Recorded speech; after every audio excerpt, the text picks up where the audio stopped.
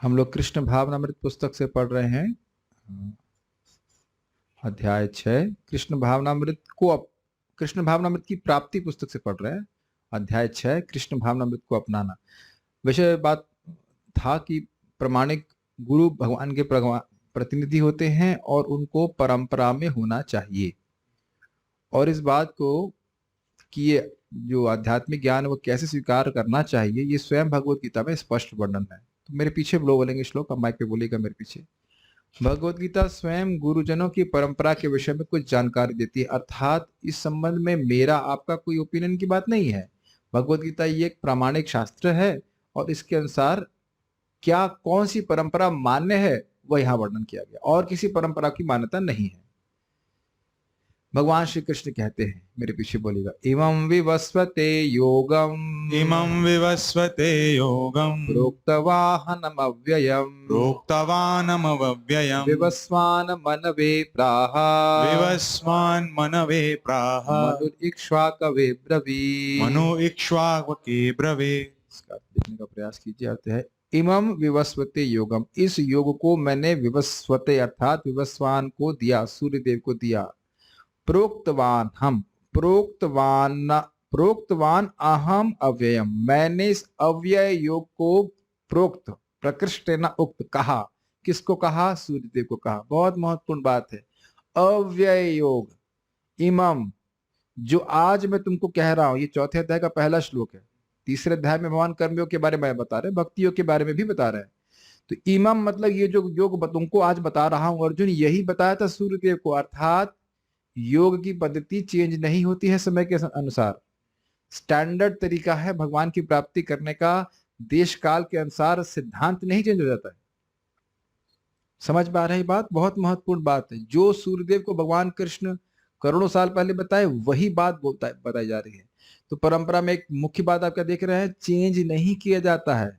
इस पहले श्लोक से समझ में आ रहा है। इमम अव्ययम, ये अव्यय योग है। ये अव्यय मतलब चेंज नहीं होता है, अक्षुण क्या बोलते हैं, अक्षय। हाँ, उस परिवर्तन नहीं किया जाता है उसमें। भगवान कृष्ण भगवान है, कब से हैं? अनादिकाल से, आगे भी अनंत काल तक रहेंगे। तो ये सिद्धांत कभी चेंज नहीं होगा। ठीक है। तो उन्होंने क्या कहा? तो परंपरा का मतलब है कि ये नहीं कि ज्ञान प्राप्त की करके उसको डकार भी नहीं लिया और पी गए उसको, है कि नहीं। तो उसके बाद बोल रहे हैं, विवस्वान मनवे प्राहा, विवस्वान ने इस ज्ञान को प्राप्त करके मनु को दिया, वैवस्वत मनु को, जो भी मनु चल रहे हैं इस समय, साते मनु। और मनु ने भी मनुर इक्ष्वाकवे अब्रवीत, और मनु ने इक्ष्वाकु महाराज को कहा। ये बहुत महत्वपूर्ण बात है कि ये ज्ञान तभी प्रिजर्व रह पाता है जब कहा जाता है। ज्ञान, कोई भी ज्ञान, अगर उसका वर्णन नहीं किया, उसका डिसेमिनेशन, उसका प्रवर्तन नहीं किया जाए तो वो ज्ञान लुप्त हो जाता है। अच्छा, मेरे पीछे बोलिए, एवं परंपरा प्राप्तम इमं राजर्षयो विदुः सकालिनेह महता योगो नष्टः परन्तप एवं परंपरा प्राप्तम इमं, फिर इमं, इस योग को इस प्रकार से परंपरा में प्राप्त किया। किसने किया? राजर्षियों ने किया। जो महान राजा थे, राजा बोलने मात्र समझना चाहिए कि योग्य व्यक्ति है, और उसमें भी वो ऋषि थे। तो बहुत ध्यान से सुनना होगा। परंपरा में ज्ञान कहां से शुरू हुआ? भगवान कृष्ण से शुरू हुआ। ये पहले श्लोक में लिखा आपने, इमं वैवस्वते योगम प्रोक्त, मैंने सूर्यदेव को कहा। भगवान ने ये नहीं बोला कि उनको किसने कहा। समझ में आ गया? भगवान ये नहीं कह रहे कि उनसे पूछो भाई आपको किसने कहा, ना किसी ने नहीं कहा। भगवान का ज्ञान जो है वह स्वतः सिद्ध है। तो ये बात समझ में आती है कि परंपरा प्रमाणिक वही है जो भगवान कृष्ण से आ रही हो। अगर भगवान कृष्ण से परंपरा नहीं आ रही है तो अप्रामाणिक है। ठीक है, एक तो ये क्लियर समझ में आ रहा है। और इसके बाद कह रहे हैं एवं परंपरा प्राप्त, मतलब इस प्रकार से उस परंपरा में जिसमें ज्ञान भगवान कृष्ण से आया है, राजर्षियों ने समझा। क्लियर है, बहुत बहुत क्लियर है, लेकिन जनता को क्लियर नहीं रहता है। वो अपने गुरुजी की किसी भी, उनके गुरुजी किसी भी परंपरा से होंगे, कहते हम भी हमारे गुरुजी परंपरा से हैं। तो उनसे पूछो क्या वो परंपरा भगवान कृष्ण से आती? तो भगवान कृष्ण तो परंपरा में कहीं नहीं आते, उनकी परंपरा में। तो आप पूछ सकते हैं अर्जुन का, जब जब लोग स्वीकार कर रहे थे तो आपको बोलने की क्या जरूरत है? तो कहते हैं स काल कालीना इह, इह मतलब इस जगत में, कालीना काल के द्वारा। कैसा काल? महता, महान काल बीतने के कारण वो योग का विज्ञान नष्ट हो गया था हे परंतप अर्जुन, इसलिए बोल रहे हैं। अब फिर देखिए, मेरे पीछे बोलिए, स एवायम मया तेद्य स एवाय मया तेद्य योगः प्रोक्तः पुरातनः योगः प्रोक्तः पुरातनः भक्तोऽसि मे सखा चेति भक्तोऽसि मे सखा चेति रहस्यम ही तद उत्तमम। रहस्यम हि एतदुत्तमम्। स एवा अयम, वही ज्ञान, अयम ये जो दे रहा हूं, योग का ज्ञान आपको दे रहा हूं, वही वही ज्ञान जो मैंने पहले दिया, और उसी ज्ञान को जिसको राजर्षियों ने स्वीकार किया, वही मया मेरे द्वारा, ते आपको, अद्य आज, वही ज्ञान, योग का ज्ञान। और कैसा ज्ञान? पुरातन, जो पुराना योग का ज्ञान था, उसमें नई बात नहीं है। वही ज्ञान जो सूर्य देव को दिया था, जो परंपरा में प्राप्त किया गया, वही आज मैं आपको दे रहा हूं। तो मुझे क्यों दे रहे हैं? मैं क्या ब्राह्मण हूं या सन्यासी हूं? तो कह रहे नहीं, भक्तों सी में डॉट नहीं होना चाहिए था, भक्तों सी में, पता नहीं डॉट क्या लगा दिया मेरे कहा से भगवान कुछ गलत बोल गए होंगे, इसलिए हमारे एडिटर्स को एडिटिंग कर दी ध्यान ही नहीं दी। भक्तों सी में, आप मेरे भक्त हो, और उसमें भी कैसे भक्त हो? सखा चेती, सखा हो। इसलिए रहस्यम ही, ये बहुत बड़ा रहस्य है। क्यों रहस्य है? तद उत्तमम, ये उत्तम रहस्य है, क्योंकि जीव को तमोगुण से उठा करके भगवान का पार्षद बना देगा। तो आप देख रहे हैं कि ज्ञान स्टैंडर्ड है, उसमें परिवर्तन करने की आवश्यकता नहीं। तो जो गुरु है उस ज्ञान को यथावत प्रस्तुत करते हैं। कोई भी प्रामाणिक भक्त पूर्ववर्ती आचार्यों की बात को ही रखता है। आप देखिए श्रील प्रभुपाद जी कहीं कहीं तो स्पष्ट लिखते भी हैं, भले वो नाम प्राय नाम नहीं रखते हैं, लेकिन कहीं कहीं नाम लिख देते हैं। श्रील चक्रवर्ती पाद ये कहते हैं, जीव गोस्वामी पाद ये कहते हैं, श्रीधर स्वामी ये कहते हैं। यही तरीका है। हो सकता है कि देश काल परिस्थिति के अनुसार उस सिद्धांत को वैसे प्रस्तुत किया जाए जैसे लोगों को समझ में आए, लेकिन सिद्धांत नहीं परिवर्तित किया जाता। कभी ये नहीं कहा जाता कि आचार्य बोल रहे हैं हम कुछ और कुछ बोल रहे हैं, ऐसा नहीं होता। It doesn't work like that. ठीक है। मैंने इस अविनाशी योग का सूर्यदेव विवस्वान को उपदेश दिया था। विवस्वान ने इसकी शिक्षा मानव जाति के पिता मनु को दी, तथा मनु ने इक्ष्वाकु को दी। लेकिन आप जान रहे हैं कि ये मनु कौन से मनु है? स्वयं भुआ मनु नहीं है। हाँ, स्वयं भुआ मनु नहीं है। आप जानते हैं ब्रह्मा जी के दिन में 14 मनवंतर होते हैं। तो प्रथम मनवंतर स्वयं भुआ मनु का था। इस समय चल रहा है वैवस्वत मनु। तो सूर्यदेव विवस्वान है और उनके पुत्र हैं वैवस्वत मनु। उनको उन्होंने ज्ञान दिया, इस बात समझना होगा। तथा मनु ने इक्ष्वाकु को दी ये ज्ञान शिक्षा। इससे एक बहुत बड़ी शिक्षा और मिल रही है कि मनु का बेटा हो तो भी उसको भगवत गीता की शिक्षा की आवश्यकता है, और अगर मानव का बेटा हो तो दिस इज अमेजिंग। अच्छा, एक और बात यहां देखिए, भगवान ये अन्य शिक्षाएं तो दी ही गई होंगी, राजर्षियों की अन्य क्वालिफिकेशंस की बात नहीं कर रहे।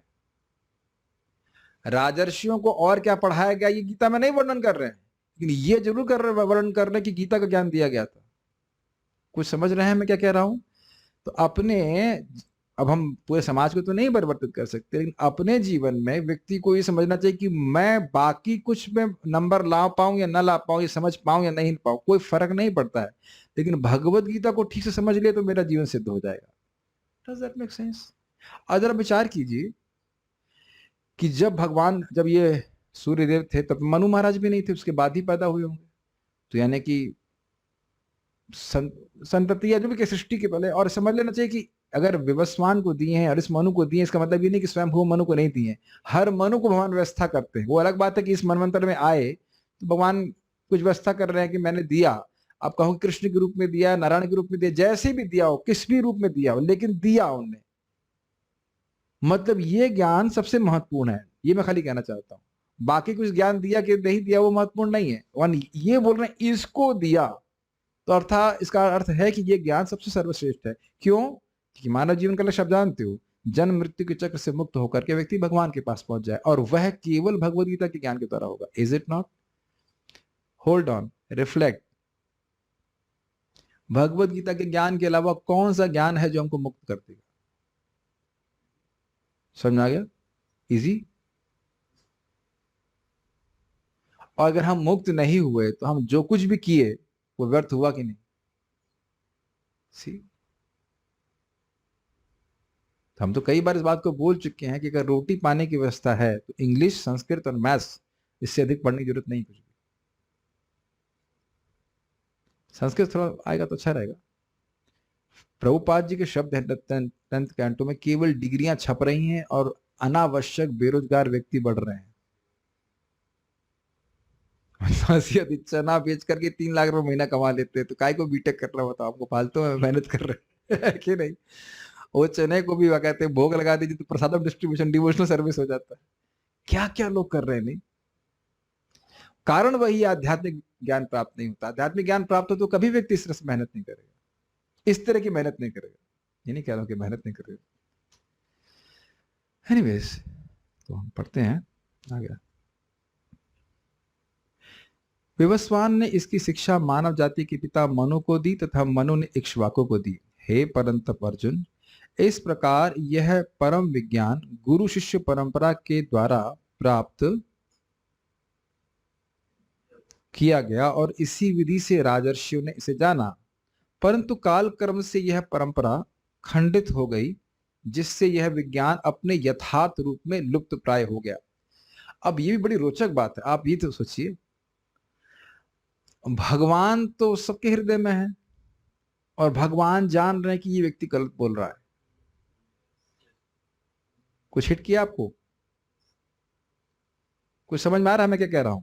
गुरु शिष्य परंपरा है और बीच में एक गुरुजी कुछ गलत बोलना शुरू कर दी, तो भगवान को तो समझ में आएगा ना। अब जब गलत बोलना शुरू कर दीजिए, आगे और कितनी गलती बढ़ती चली जाएगी।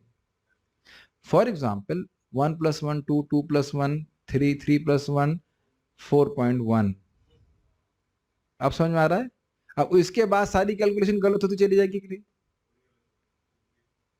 Does that make sense?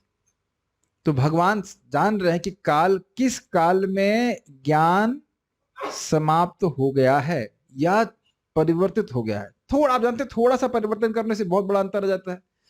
तो अब और ये ज्ञान इतना महत्वपूर्ण है कि जीव उससे मुक्त हो जाएगा, तो इसलिए भगवान इसको इतना महत्व दे रहे हैं कि फिर से आकर के फिर से ज्ञान को स्थापित कर रहा है। कुछ समझ में आ रहा है ये बात?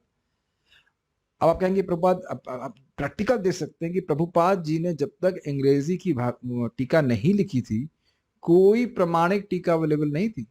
एक टीका बताइए, एक भी टीका नहीं थी जो परंपरा में हो। ध्यान दीजिएगा मैं क्या शब्द इस्तेमाल कर रहा हूं, अंग्रेजी की।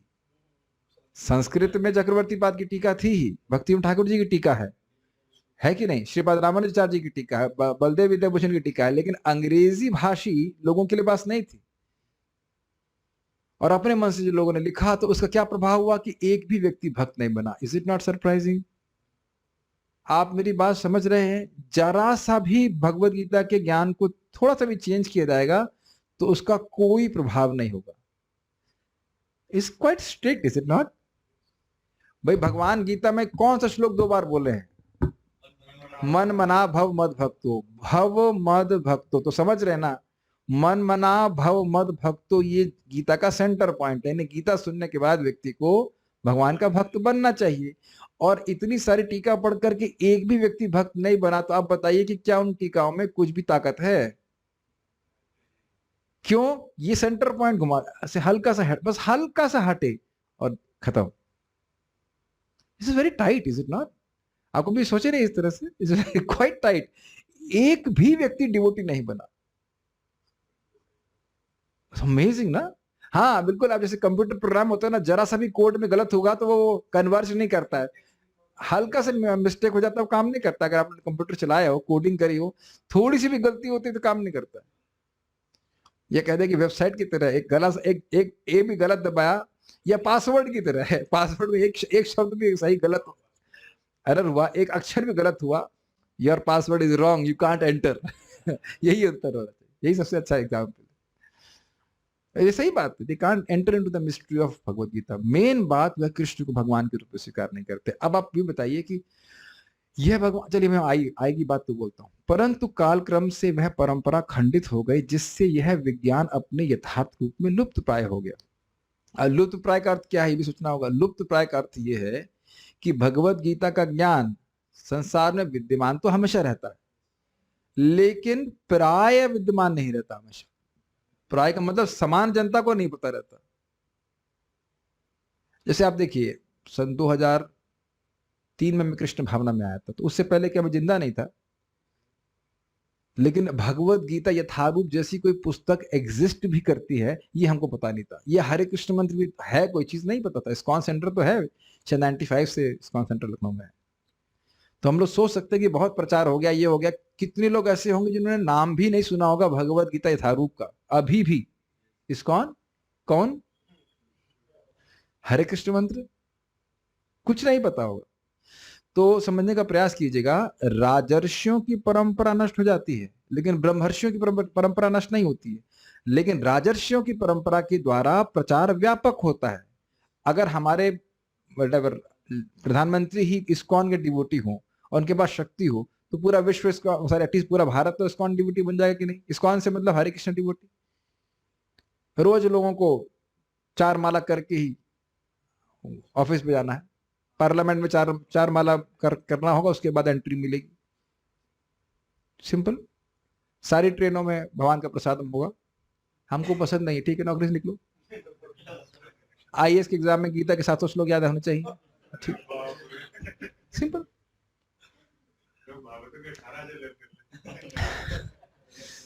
Is it not simple? Interview पूछा जाए, मनमना भवमत भक्तों की व्याख्या चक्रवर्ती बात क्या करते हैं, पी जाएंगे वो ये बता देंगे कि रामानुचार्य जी क्या कहते हैं, और उसके बाद वासीधर स्वामी क्या कहते हैं, सब कोट कर देंगे। सब है कि नहीं? लेकिन ये सब तो पूछा नहीं जाता कभी। क्या कर सकते? मैं कई बार सोचा करता हूं कि इतनी सुंदर सुंदर आचार्यों ने टीका करी है, इतने संस्कृत के विज्ञानी लोग पढ़े हुए हैं, अगर उनको गवर्नमेंट बोल दे सब इसको अनुवाद कर दो, अब तक तो हो गया होता है ना। 1200 साल हो गए, अब तक नहीं किया किसी ने। अब किया है कि भक्त ने अपने से प्रयास करके, यानी आप समझ रहे हैं, इसको महत्व ही नहीं दिया जा रहा है। और देखिए यहाँ क्या कह रहे हैं, जो राजा है उसको दिया जा रहा है और ट्रेन किया जा रहा है, अर्थात ये आध्यात्मिक विद्या सबसे महत्वपूर्ण है। बहुत अच्छा श्लोक है, बहुत सुन चुके हैं कई बार श्लोक, ये है श्लोक बहुत महत्वपूर्ण। अब आप सीन कट कीजिए, भक्तों के जीवन में आ जाइए। जो भक्त हैं इस्कॉन के डिवोटी हमें क्षमा करेंगे, लेकिन वह भी अपने बच्चों पे इतना महत्व नहीं देते कि वो गीता भागवत पढ़ें, जितना कि उनको लगता है कि वो मैथ्स में नंबर लेके आ जाए, फिजिक्स में ले जाए, केमिस्ट्री में ले आ जाए, ऐसे करके। हम तो आपको बता रहे हैं ना कि अगर वो काम नहीं भी कर पाएगा तो चना बेच करके तो कमा ही लेगा ना, या पोहा बेच करके, Prasad poha. This is very amazing. एक इसमें विनोद की बात कहूंगा, एक भक्त थे, कोई तो मुझे भक्त बता रहा था, डिवोटी हैं, इनिशिएटिव डिवोटी हैं, तो लड़के कहते हैं चलो उठो जाओ स्कूल जाओ। फिर वो खुद बोले, क्या मैं हिरण्यकशिपु नहीं हो गया? हिरण्यकशिपु भी कह रहे थे प्रहलाद महाराज की भक्ति छोड़ो और जाकर के षण मार के स्कूल में पढ़ो। खुद ही वो बोल रहे हैं, और कहते हैं मैं भी तो वही कर रहा हूँ, कि कह रहा हूँ भजन छोड़ो, जब आप क्या करोगे, अब जाकर के तुम नंबर लेके आओ। और आप लोग खुद देखो, हम लोग को खुद हंसना चाहिए, जो हम पढ़े हैं उसका कोई मूल्य नहीं है अभी, और उसी के लिए बच्चों को पीट रहे हैं पढ़ने के लिए। ये मुझे बहुत स्ट्राइकिंग लगता है। और आप एक चीज, एक बार कोई व्यक्ति हाथ खड़ा कर दे कि आपको गीता का एक भी श्लोक जीवन में काम नहीं आता, पता नहीं आप लोग क्या सोचते हैं, हमको तो एवरीडे प्रैक्टिकल एप्लीकेशन होता है। अपूर्य माणम अचल प्रतिष्ठा इत्यादि, क्या क्या रोज ही रोज रोज रोज आप लोग यस एवरी डे। पता नहीं आप लोग को नहीं महसूस होता, भागवत के श्लोक, गीता के श्लोक, कौन सा एक दिन जा रहा है जहां काम ना आता हो? बताइए। दुनिया को देखने की दृष्टि ही पूरी परिवर्तित होती जा रही है। ऐसा कोई आप लोग पुस्तक अभी तक नहीं पढ़े होंगे जो रोज काम आती हो, है कि नहीं? बल्कि देखे हैं कि जब वो 5वीं की किताब पढ़ लिए, पास हो गए, तो फेंक देते हैं उधर, देखना भी नहीं चाहते, है कि नहीं? याद आ रहा है वो झूठन जो है छोटा भाई उठाता है वो पढ़ने के लिए। समझ रहे मैं क्या कह रहा हूँ? चौथा पढ़ लिया और ये जानते स्कूल वाले इसलिए किताब चेंज कर देते हैं, कहते हैं झूठन क्या पड़ेगा। देखा है, याद आ रहा है आपको? दोबारा किताब ना पढ़ ले इसलिए हर हर साल वो किताब चेंज करते हैं। आप विचार नहीं कर रहे हैं। मान लो भगवत गीता पढ़ रहे होते तो कितने बच्चे पढ़ लेते ना की गीता से एक ही गीता का संस्करण है। आप समझ पा रहे हैं मैं क्या कह रहा हूं? बड़े नालायक हैं स्कूल वाले, हर साल चेंज करेंगे। बड़ी पर हम लोग सोचते थे कि यार दीदी की किताब पढ़ लेंगे, नहीं फिर हल्का सा कुछ परिवर्तन कर देंगे ताकि फिर पैसे आ जाए। तब नहीं कहते कि भाई ये नहीं आओ, हम खाली बस ये बोल रहे हैं कि अपने जीवन में क्या प्रयोग हमारा हुआ, कुछ भी नहीं हुआ उसका ज्ञान का। कितना सुंदर ये ज्ञान है, रिफ्रेशिंग ज्ञान है। वही प्राचीन योग आज मैंने तुमसे कहा है, क्योंकि तुम मेरे भक्त होने के साथ साथ मेरे सखा हो, अतएव तुम इस विज्ञान के दिव्य रहस्य को समझ सकते हो।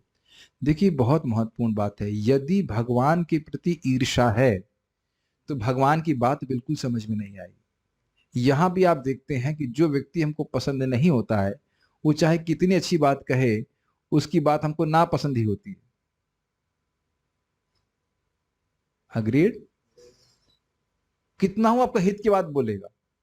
अच्छा, अगर आपको अभी ऐसा नहीं कि कोई ऐसा व्यक्ति जो आपको पसंद ना करता हो, अभी आप में किसी दुष्ट महाराज तो नहीं बन गए हैं जात शत्रु, बहुत से लोग हैं, उनको आप एक कुछ एडवाइस देने का प्रयास कीजिए, फिर आपको समझ में आ जाएगा कि भगवान क्या कह रहे हैं।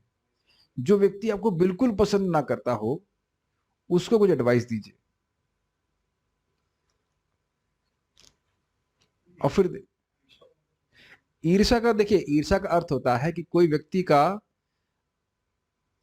मतलब, नहीं ईर्ष्या का मतलब सामान्य अर्थ होता है कोई व्यक्ति का मैं क्या कहते हैं उसको, उत्थान हो रहा तो हम जल रहे हैं। वैसे देखिए इसको मात्सर्य कहते हैं, पर उत्कर्ष असहनम इति मात्सर्य। तो मात्सर्य का मतलब होता है किसी का भी उत्थान हो रहा है मैं जल रहा हूं। ईर्ष्या का मतलब होता है कि कॉम्पिटिटर होता है, उसकी उत्थान होता है तो बढ़ जाता है। तो ये सारे जीव बद जीव जगत में अपने आप को भगवान का कॉम्पिटिटर ही तो मानते हैं। तो जो व्यक्ति भगवान से ईर्ष्या करता है उसे भगवान की बात बिल्कुल समझ में नहीं आएगी। जब भगवान बोलेंगे कि मैं भगवान हूं, ये क्यों बोल रहा है, ये तो बहुत अहंकारी है। क्या लोग ऐसा नहीं बोलते हैं? बिल्कुल बोलते हैं। कहते हैं कि कृष्ण बहुत अहंकारी हैं, अपने को भगवान कहते हैं। तो क्या कहें बताइए? माया कहें कि मैं माया हूं, जड़ पदार्थ हूं? अब जो भगवान है तो भगवान है।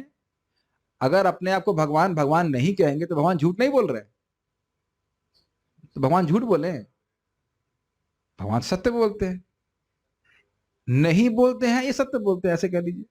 जो व्यक्ति ईर्षालु है, द्वेषी, उसको कुछ नहीं रिवील करते कि मैं भगवान हूं, लेकिन जो भक्त है उसको भगवान प्रकट प्रस्तुत कर रहे हैं। ये बात है। यह वह मूल गुरु शिष्य परंपरा तो विच्छिन्न हो गई थी। एक बात और विचार कीजिएगा, भक्त होने के कारण व्यक्ति को भगवान की बात पे विश्वास होगा। अर्जुन ने कहा कि आप तो अभी पैदा हुए हो या मेरे सम उम्र के हो, और सूर्यदेव आपसे अधिक उम्र के हैं। इसके बाद आप जानते हो, पूछते हैं मैं कैसे समझूं कि आपने ज्ञान सूर्यदेव को दिया? तो भगवान ने कहा बहुनी में व्यतीतानी जन्मानी तब चार्जुना तान्य हम वेद सर्वाणी नथम वेद परंतप। तुम्हारे और मेरे बहुत से जन्म हो चुके हैं अर्जुन, मुझे वो सारे याद हैं और तुमको याद नहीं है। अब इस बात को अर्जुन कैसे सत्यापित करेंगे, कैसे प्रमाणित करेंगे?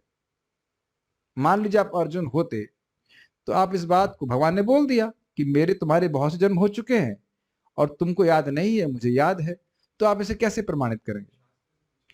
कोई तरीका नहीं है। आपको भगवान की बात को स्वीकार करना हो, सिंपल। तो भगवान से अगर ईर्ष्या है, द्वेष है, तो कहें क्या बात कर लो, हम नहीं मानते तुम्हारी बात। क्या प्रमाण है इसका? भगवान स्वयं प्रमाण है। आप मेरी बात समझ पा रहे? जिसको भगवान की बात पे विश्वास होगा तो भगवान उसे बताएंगे, वो समझ जाएगा। जैसे हम छोटे थे तो हर चीज पूछते थे ना, मम्मी ये क्या है? फैन। अच्छा फैन, ठीक है। ये क्या है? ये मृदंग। अच्छा मृदंग, ठीक है। तो माँ पे सहज विश्वास होता है तो ज्ञान ट्रांसफर हो जाता है। समझिएगा, ज्ञान हमेशा डिसेंडिंग होता है। समझ में आ रहा है? कोई दूसरा व्यक्ति बोलता है तो हम समझ पाते हैं। तो ये सारी बातें समझ में आ रही हैं। भक्त को भगवान की बात पे विश्वास होता है तो वो समझ पाता है। अब जिसको भगवान की बात पे विश्वास ही नहीं है, वो क्या समझेगा? बात एक्सप्लेन किया जाएगा तो भी नहीं समझा जाएगा। ठीक है। वह मूल गुरु शिष्य परंपरा तो विच्छिन्न हो गई थी, किंतु उसी संदेश को हम अब भगवत गीता का अध्ययन करके प्राप्त कर सकते हैं। भगवत गीता में श्री कृष्ण अर्जुन से वैसे ही चर्चा करते हैं जैसे उन्होंने सुदूर अतीत में सूर्यदेव से करी थी, मतलब भगवान ने सूर्यदेव से करी थी। यदि हम कृष्ण और अर्जुन के शब्दों को स्वीकार करते हैं तो हमारे लिए भगवत गीता को समझ पाना संभव हो सकता है। अभी यही बात बता रहा था आप लोग को। किंतु यदि हम गीता की व्याख्या अपने खुद के ढंग से करना चाहेंगे तो अर्थ का अनर्थ हो जाएगा। एक बहुत सिंपल सी बात, बहुत सिंपल उदाहरण होगा। ये मॉनिटर स्पीकर आप देख रहे हैं, खड़े होइए एक मिनट के लिए। इसमें ढूंढिए बटन कहां पे, नहीं स्विच ऑन और ऑफ करने का बटन इसमें दिखाइए। नहीं दिख रहा ना? मेरे को भी नहीं दिखा, तो बैठ जाइए। मेरे को भी दिखा नहीं। मैंने कहा भाई ये ऑन ऑफ करने का बटन नहीं दिख रहा है। कैसे ऑन होगा? अभी देखिए, इसे घुमाइए, इसको घुमाइए तब समझ में आएगा।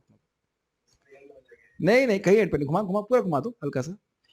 ये जो JBL का इसमें आप लोगो देख रहे हैं उसको दबाएंगे तो ऑन होता है। It is just beyond our capacity, है ना? देख करके आप कैसे मालूम करेंगे कि देखने से बिल्कुल नहीं लग रहा ना कि स्टिकर लग रहा है कि JBL का बटन दबाएंगे आप, बटन लग ही नहीं रहा है, वो तो स्टिकर लग रहा है। तो फिर जब मैंने इसका YouTube का ट्यूटोरियल देखा कि ये ऑन कैसे होता है, तो एवं परा प्राप्तम समझ आ गया। प्रामाणिक व्यक्ति ने बताया कि भाई ये JBL का यहां से चालू होता है तो वहां से चालू हो गया। अब मैं हर जगह बटन दबाने का प्रयास करूं, समझ में आया? तो ये स्पीकर चलने वाला नहीं है। और मैं क्या सोच रहा था, ये तो वापस करना पड़ेगा, ये तो गलत आ गया, ये तो पैसे खराब हो गए। समझ में आ रहा है एकदम?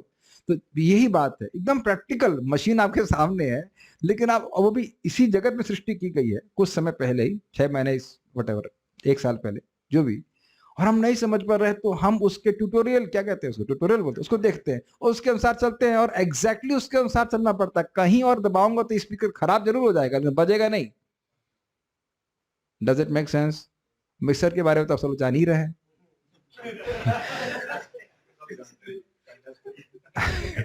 तब देखिए, हर चीज के लिए जैसा बताया जाता है वैसा स्वीकार करते हैं तो हम सब उसको क्रियान्वित कर पाते हैं कि नहीं? और भगवत गीता हम अपने मनमाने तरीके से व्याख्या करें। स्पीकर के लिए आपको प्रामाणिक हम चीज ढूंढते हैं और गीता की व्याख्या अपने अनुसार करेंगे। बड़ी जबरदस्त व्याख्या करते हैं भाई। एक गलत व्याख्या हम अभी सिखाते हैं आपको, फिर आप पढ़ लेते हैं। किंतु यदि हम गीता की व्याख्या अपने खुद के ढंग से करना चाहेंगे तो अनर्थ का अनर्थ हो जाएगा। जरा समझने की, एक प्रेम कृष्ण प्रभु बता रहे थे कि उनके कॉलेज में एक व्यक्ति आए, और शायद IAS ऑफिसर थे, या हम सारे IAS ऑफिसर को नहीं बोल रहे हैं, लेकिन कुछ तो थे, बहुत हाई फाई पोजीशन पे थे। तो गीता पे प्रवचन कर रहे थे, दिव्य प्रवचन सुनिए उनका। क्या है? यदा यदा ही धर्मस्य ग्लानिर्भवति भारत अभ्युत्थानम धर्मस्य तदात्मानं सृजामि अहम। तो जब जब धर्म की ग्लानि होती और अधर्म का अभ्युत्थान होता है तो मैं अवतरित होता हूँ। ये सीधा अर्थ है, मैं मतलब भगवान कृष्ण अवतरित होते हैं। अब देखिए उनकी व्याख्या, कहते हैं भगवान यहाँ क्यों आने लगे? भगवान कैसे आ सकते हैं? ये अहम शब्द तो मेरे और आपके लिए है। अब बताइए, ध्यान से सुनिए। वो व्यक्ति जो ये बोल रहा है कि भगवान नहीं आते हैं, मैं और आप, हम सब लोग आते हैं धर्म की स्थापना करने के लिए, तो उसके द्वारा वह धर्म की स्थापना कर रहा है कि अधर्म की स्थापना कर रहा है? अधर्म की। अब देख रहे हैं, भगवत गीता के द्वारा उसे धर्म की स्थापना करनी चाहिए, लेकिन गलत अर्थ कर रहा है कि भगवान नहीं आ सकते। जब उसे पूछा क्यों नहीं आ सकते, तो कोई उत्तर नहीं है। उनसे पूछो कि भगवान क्यों नहीं आ सकते, क्यों नहीं आ सकते? तुम्हारे बाप से पूछ के आएंगे। क्यों नहीं आ सकते? उनका स्थान है, उन्होंने जगत सृष्टि करी है, क्यों नहीं आ सकते? क्यों? Amazing, is it not? क्यों नहीं आ सकते? और अच्छा, दूसरी बात, आप जैसा छोटा मोटा जीव आ सकता है धर्म की स्थापना करने, लेकिन भगवान नहीं आ सकता। देख रहे, लॉजिक लगाने लग जाए कितनी त्रुटियां मिलेंगी, एक से एक त्रुटि। अहम भगवान नहीं बोल रहे, अहम का मतलब मैं सब जीव सब नहीं बोल रहे हैं। अहम मतलब अहम, अहम मतलब मैं मतलब कृष्ण। अब मैंने एक उदाहरण दिया, ऐसे कितने उदाहरण होंगे जहां लोग अंट संट बोल देते हैं और नहीं लोग समझ में आता है। अब अगर आप विचार कीजिए, फिर वही बात, जब आप सोएंगे, अरे भगवान स्वयं आते हैं, स्वयं आते हैं, अर्थात कर्माधीन जीव की तरह नहीं आते। एक गुण भगवान का समझ में आया, दूसरा भगवान कितने दयालु हैं कि धर्म की स्थापना करने के लिए आते हैं, तीसरा कितने समर्थ हैं कि धर्म की स्थापना करने के लिए आते हैं। ये नहीं है कि आए उनको सूली चढ़ा दें, जो आते हैं तो सब असुरों को ठंडा कर देते हैं। तो क्या भगवान के गुणों के प्रति व्यक्ति आकर्षित नहीं होगा? और आपने ये व्याख्या कर दी कि मैं और आप आते हैं तो भगवान पिक्चर से गए कि नहीं। ये है ईर्ष्या भगवान के प्रति। एक सिंपल सा श्लोक जो सीधा सीधा है कि कृष्ण आते हैं, वो ना मान करके कृष्ण को माइथोलॉजी बना दिया, ना क्या बना दिया, हम और आप आते हैं। और उनसे पूछ लो कि धर्म का मतलब क्या है, तो धर्म का मतलब ही नहीं पता होगा। तो जब वो धर्म का मतलब ही नहीं पता तो स्थापना क्या करोगे आप?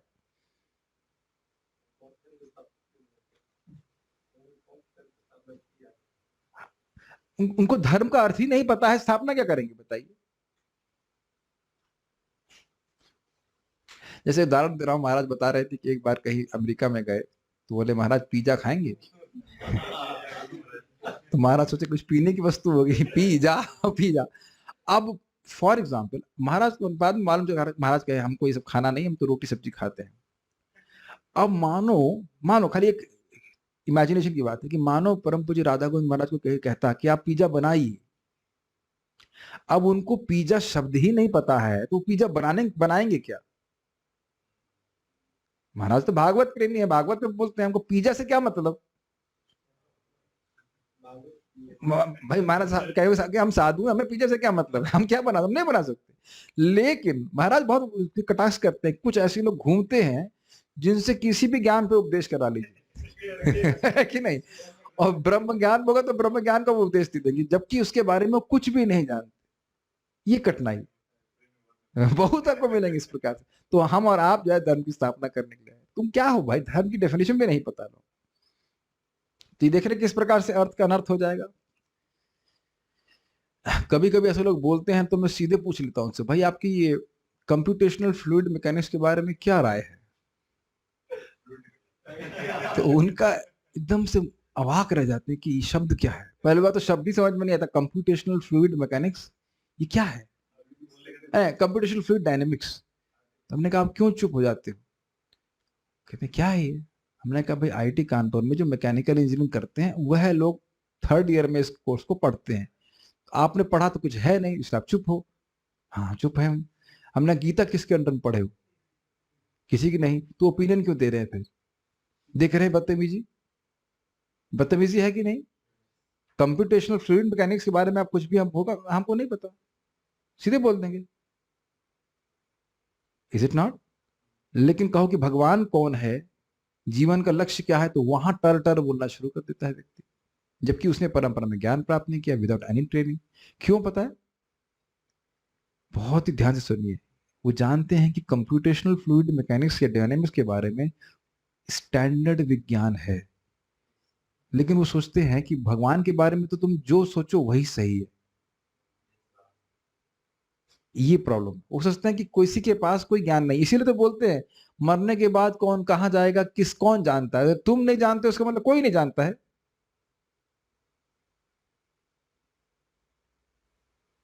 अगर मैं आप लोगों से पूछूं उग्रवादियों से कैसे लड़ना, यहाँ कोई नहीं जानता है ना? कोई नहीं जानता ना? लोकेश, लोकेश नाम है ना आपका? कोई नहीं जानता ना यहाँ पे? उग्रवादियों से कैसे लड़ना चाहिए कोई नहीं जानता है ना? कोई भी नहीं जानता। मैं कौन जानता है? कोई नहीं जानता ना? क्या उत्तर है आपका? आपका क्या उत्तर है? मैं जानता हूं, क्योंकि एनएसजी कमांडो रह चुके हैं। अब इस प्रकार का मैं जनरलाइजेशन कर दूं कि कोई नहीं जानता, ये बेवकूफी है कि नहीं? अच्छा आप कैसे जानते हैं? बचपन से जानते हैं? वेरी गुड, इनको ट्रेनिंग प्राप्त हुई। Simple simple, it's very simple. तो जैसे, और अब काफी ग्रूलिंग ट्रेनिंग होती है, बहुत कठिन ट्रेनिंग होती है, तब जाके एक व्यक्ति उग्रवादियों से लड़ने के लिए संभव हो पाता है उसके लिए। तो माया क्या है, माया का स्वरूप क्या है, भगवान क्या है, क्या बिना ट्रेनिंग के समझ जाएंगे लोग? तो आप नहीं जानते हो कि मृत्यु के बाद व्यक्ति कहां जाएगा, इस करते हैं कि कोई नहीं जानता है। मन माने तरीके से लोग व्याख्या करते हैं, इसीलिए लोग इस माया रूपी उग्रवादी के चंगुल में पड़े रहते हैं। ठीक है? So we also are spiritual commandos. We are fighting against Maya and this ignorance. Bhagavad Gita को समझने का सर्वोत्तम उपाय है किसी प्रमाणिक गुरु की शरण लेना। यह कोई बहुत कठिन बात नहीं है। अर्जुन कहते हैं हे कृष्ण, मैं वह सब स्वीकार करता हूं जो आपने मुझसे कहा है, क्योंकि आप पूर्ण पुरुषोत्तम भगवान है। क्या श्लोक है ये? ना तद विद्धि आ गया, नहीं वो नहीं बाबा। सर्वम मन्ने, सर्वम एतदृतम मन्ने यन्माम वदसि केशव, जो कुछ भी आपने कहा उसको मैं सत्य मानता हूं। सर्वम एतदृतम मन्ने यन्माम वदसि केशव, जो कुछ भी आपने केशव मुझसे कहा है उसको मैं सत्य सत्य मानता हूं। इस तरह से समझना चाहिए, ये है शास्त्रीय श्रद्धा। यद्यपि हमको हमारी इंद्रियों के द्वारा समझ में नहीं आ रहा है, फिर भी भगवान सही बोल रहे हैं, ये बात स्वीकार करनी चाहिए। उसका क्या प्रभाव होगा? नष्टो मोह स्मृतिर्लब्धा, नष्टो मोह स्मृतिर्लब्धा, त्वत्प्रसादान्मयाच्युत, त्वत्प्रसादान्मयाच्युत, स्थितोऽस्मि गतसन्देहः, स्थितोऽस्मि गतसन्देहः, करिष्ये वचनं तव। करिष्ये वचनं तव। नष्ट मोह, मेरा मोह नष्ट हो गया। स्मृतिर्लब्धा, मुझे स्मृति आ गई है कि मैं तो केवल आपका हूं, मैं तो आत्मा हूं और मैं केवल आपका हूं, मैं जगत का नहीं हूं। कैसे हुआ ये सब? त्वत्प्रसादान मयाच्युता, मेरे ऊपर हे अच्युत आपका कृपा हुई, इसके द्वारा हुआ। अच्युत अर्थात अपने भक्तों पे कृपा करने से कभी नहीं चूकते हैं। आपने कृपा करी, चूके नहीं, इसलिए मेरा मोह नष्ट हो गया। तो ये बड़ी सुंदर बात यहां सीख रहे हैं। भगवान की कृपा हम पर हो गई तो क्या लक्षण देखेंगे? मोह नष्ट हो जाएगा कि मैं शरीर हूं और देह के अनुसार कार्य करना चाहिए, और स्मृति का लाभ हो जाएगा, मैं कृष्ण का हूं, मुझे कृष्ण के लिए कार्य करना है। बहुत अच्छी बात सीख रहे हैं। स्थितोस्मि, मैं अपनी स्थिति में स्थित हो गया हूं। गत संदेह, मेरा संदेह चला गया है कि मुझे क्या करना है। क्या करना है? करिष्ये वचनम तव।